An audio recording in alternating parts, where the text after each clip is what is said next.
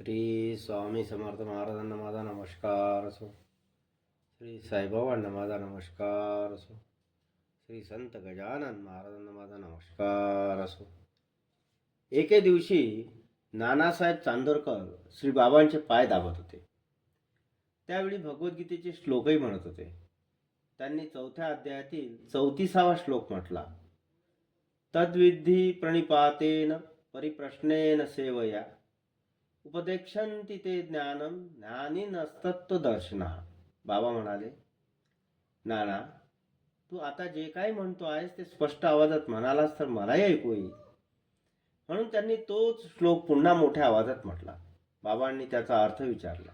नाना म्हणाले, बाबा, या श्लोकातून भगवान श्रीकृष्ण अर्जुनाला असे सांगत आहेत की तत्ववेत्ते व ज्ञानीजनांना नमस्कार केल्याने, चांगल्या भावनेने त्यांना पुन्हा पुन्हा प्रश्न केल्याने आणि त्यांची सेवा केल्याने ते तुला ज्ञानाचा उपदेश करतील. श्री बाबा म्हणाले, नाना, तू या श्लोकाचा अर्थ बरोबर सांगितला आहेस, पण यातील तृतीय चरण लक्षात घे. ज्ञानी व तत्वदर्शी ज्ञानाचा उपदेश करतात असे तू म्हणतोस, ते स्वतःकडे अज्ञानपद घेतलेस तरच तुला त्याचा बोध होईल. कारण ज्ञान हा शब्दांचा विषय नाही, ते शब्दातीत असते. आता जे शब्दातीत आहे ते शब्दांनी कसे काय सांगणार? येथे ज्ञान याचा अर्थ आत्मज्ञान. ते शब्दात कितीही वर्णन केले तरी त्याचा बोध होत नाही. गर्भ जसा वाऱ्याने वेष्टिलेला असतो तसे ज्ञानाला अज्ञानाने आच्छादून टाकलेले असते. पाणी स्वच्छच असते, त्यावरील शेवाळ दूर केले म्हणजे पाणी आपोआप दृष्टीस पडते. शेवाळामुळे पाणी दिसत नाही हा काही दृष्टीचा दोष नाही, कारण तिला जे अनुभवास येते त्यालाच ती सत्य मानते. येथे डोळे माध्यम आहेत, त्यांची पाहण्याची शक्ती हेच ज्ञान होय. या शक्तीचे शब्दांनी वर्णन करता येत नाही. म्हणून ज्ञान हा उपदेशाचा विषय नाही असे मी म्हणतो. ती अनुभूतीची गोष्ट आहे. मायेच्या प्रभावाने विश्व खरे आहे असे वाटते हाच मोठा भ्रम आहे. हेच मूळ ज्ञानावरील अज्ञानाचे आवरण होय. गुरुकृपेच्या अंजनाने हे मायावरण नाहीसे झाले की जे उरते ते ज्ञान. ते स्वयंसिद्धच आहे, ते साध्य नाही हे तू लक्षात घे. अज्ञान हेच ज्ञान प्राप्तीतील मुख्य अडचण असते. देव वेगळा व भक्त वेगळा असे आपण समजतो, पण तसे असते का? नाही. देव आणि भक्त एकरूपच असतात. अंधारामध्ये दोरीला स्पर्श झाला तर ती आपल्याला सर्प वाटते. या सर्व गोष्टी अज्ञानमूलकच आहेत. जीवाला स्वस्वरूपाची ओळख नसणे हे तर सर्वात मोठे अज्ञान. हेच मायेचे उत्पत्ती स्थान आहे. त्यामुळे देह म्हणजेच मी अशी त्याची मनोधारणा असते. ही देह अहंताच त्याला असंख्य कर्मबंधनात असते. ही देह अहंताच त्याला असंख्य कर्मबंधनात बद्ध करते. ही देह अहंताच त्याला सुख दुःखे भोगावयास लावते. पण गुरुकृपेने अज्ञानाचे अर्थात मायेचे निरसन झाले की सर्व भ्रम आपल्या आपण दूर होतात आणि निजस्वरूप स्वयंसिद्ध असल्याने सहजच प्रकट होते. मायेचे अर्थात अविद्येचे निरसन होण्यासाठी भगवत भक्तीशिवाय पर्याय नाही. तिच्याशिवाय साधना म्हणजे व्यर्थ खटाटोप. कारण भक्ती हीच मुक्तीचा राजमार्ग आहे. जो भगवत भक्ती करतो, भगवत भजनात अखंड रामायण होतो, रममाण होतो, तो भवपाशात अडकत नाही व त्याचे पतनही होत नाही. माया मोठी विलक्षण आहे. ती भल्या भल्यांना नागवते, पण भगवत भक्तांपुढे तिचे काहीही चालत नाही. जेथे ज्ञानीजन फसतात तेथे भाविक जन कोणताही विशेष प्रयत्न न करता भवसागरातून तरून जातात. कारण भक्तांना हरिचरणांशिवाय कशातही रुची नसते. ते आपल्या कर्तृत्वाचा आणि उपाधींचा त्याग करून अनन्य भावेने केवळ श्रीहरीला शरण गेलेले असतात. म्हणून ज्या कोणाला या दुर्गम मायेतून तरून जावे असे वाटते त्याने भगवंताला किंवा साधू संतांना शरण जावे. त्यांची सेवा करून त्यांना संतुष्ट करावे. त्यांच्या ज्ञानोपदेशाने मायेचे अर्थात संसार भयाचे निरसन होते. इंद्रियजन्य सुख हे दुःख स्वरूपच आहे हे जाणून इंद्रियांना ताब्यात ठेवण्यासाठी त्यांना प्रेरित करणारे मनच आपल्या अधीन ठेवणे अत्यंत आवश्यक असते. मनोजय करणे हाच परमार्थ होय. एखाद्याला जग जिंकता येईल, पण मनाला जिंकणे केवळ अशक्य. इंद्रियांचे दमन करून गेल्यास ती अधिकच खवळतात. म्हणून मनालाच विषय भोगांपासून परावृत्त करून प्रयत्नपूर्वक परमेश्वराकडे लावावे. आपल्या सर्व इंद्रिय वृत्तींना भगवतचरणी लीन करावे.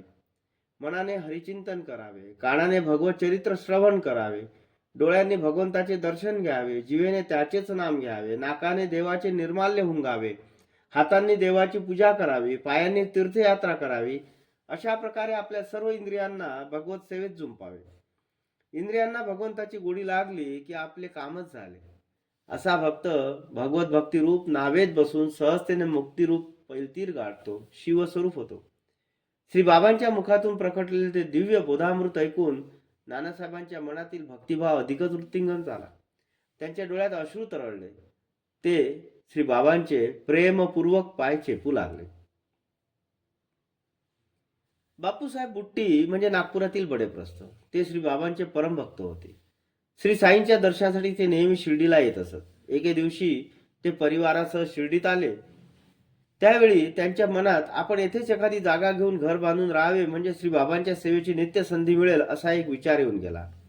त्या मुक्कामात एके दिवशी बापूसाहेब हे दीक्षितांच्या माडीवर झोपले असताना श्री बाबा त्यांच्या स्वप्नात गेले व म्हणाले, आपण आपला वाडा देवळाजवळच्या जागेत बांधा. त्या दृष्टांताने बाबासाहेबांना एकदम जाग आली. त्यावेळी त्यांच्या शेजारी माधवराव देशपांडे झोपले होते. ते झोपेतच रडत होते. बापूसाहेबांनी त्यांना हलवून जागे केले व झोपेत रडण्याचे कारण विचारले. माधवराव म्हणाले, आता श्री बाबा माझ्या स्वप्नात येऊन गेले. ते मला म्हणाले, वाडा देवळाजवळच्या जागेत बांधा. मी तुम्हा सर्व भक्तांचे कल्याण करणार आहे. त्यांना सर्वांबद्दल वाटणारी कळकळ व आपुलकी पाहून मला रडू आले. तेवढ्यात तुम्ही उठविले. तेव्हा दोघांना एकच स्वप्न दृष्टांत झाला म्हणून बापूसाहेबांना मोठे नवल वाटले. सकाळी बापूसाहेब व माधवराव या दोघांनी काकासाहेब दीक्षितांची भेट घेतली. त्यांना आपापला स्वप्न दृष्टांत सांगितला.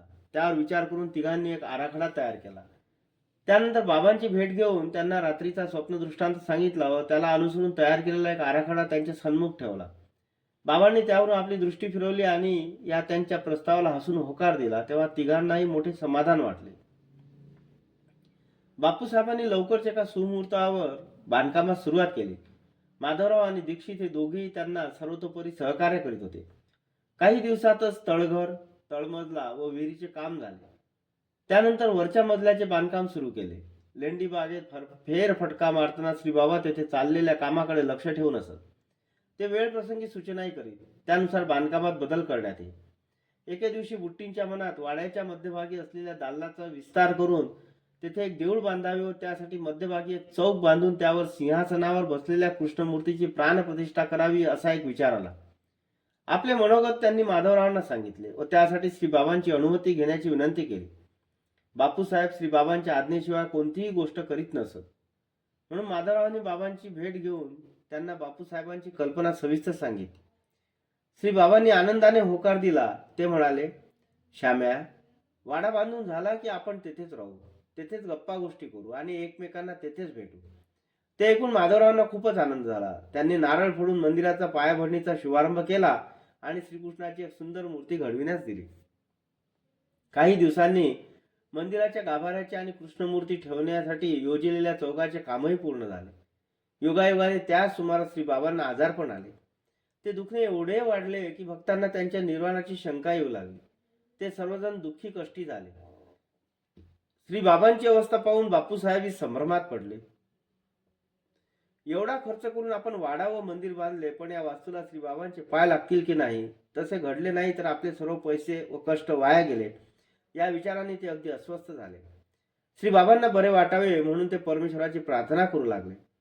श्री बाबांनी सर्व भक्तांची तळमळ ओळखली आणि अंतकाळी मला बापूसाहेबांच्या वाड्यातच ठेवा असे सांगितले.